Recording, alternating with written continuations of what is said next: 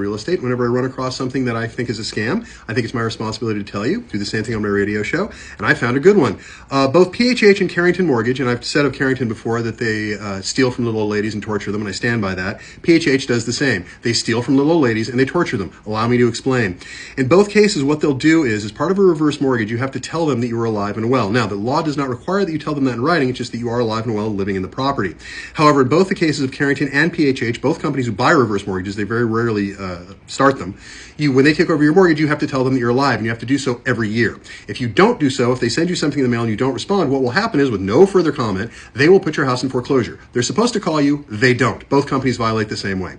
When your house goes into foreclosure, they will roll up between $3,000 to $10,000 in foreclosure fees that are nonsense. You do not have to appraise the same house 3 times in 3 months at $700 a pop. You do not have to charge preservation fees of $35 a pop. There are a ton of fees that they charge that are totally erroneous. So yeah, both PHH Mortgage and Carrington, if you happen to have a reverse mortgage with them, they steal from and torture old people. They are horrible. Let's go over their history. PHH Mortgage, February 2017, a bank so badly formerly called Ocwen that the federal government said they are no longer allowed to do loans, not allowed to buy loans either until they straighten up their act. Supposedly they did, but in August of 2017, they paid a $74 million settlement because of bad loans.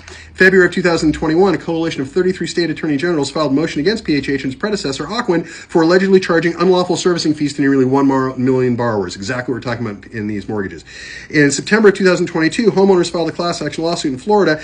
PHH had to sell for $12.6 million. The interesting part about that makes me crazy is, of the money that they stole, they only had to repay 18 to 28% of what they stole. Let's take a look at Carrington Mortgage's history. November of 2022, just this last year, they had to pay $5.25 million to the CFPB for bad acts. They changed nothing. $100 million company paying $5.25 is nothing. So why they changed nothing? May of 2022, they were just fined another $18 million in a settlement, also for overcharging clients. So what I love about this one is $18 million represents 35% of the total convenience fees Carrington collected. So in other words, they stole $18 million and they have to repay 35% of that. Good gig. Carrington was earning like $8 million per year from the fees it was charging in illegal fees. If I could steal $1 million and only have to pay back $350,000, I would do it. So would you. That's what Carrington is doing. And these guys are going to continue to scam people until they get caught, until they get stopped. If you have a mortgage with Carrington, if you have a reverse mortgage with Carrington especially, or with PHH, or reverse mortgage with either, please call me, because I guarantee there are problems with your loan. And I'm trying to sort out enough of these so that I can go after them. I can turn them over to a class action attorney.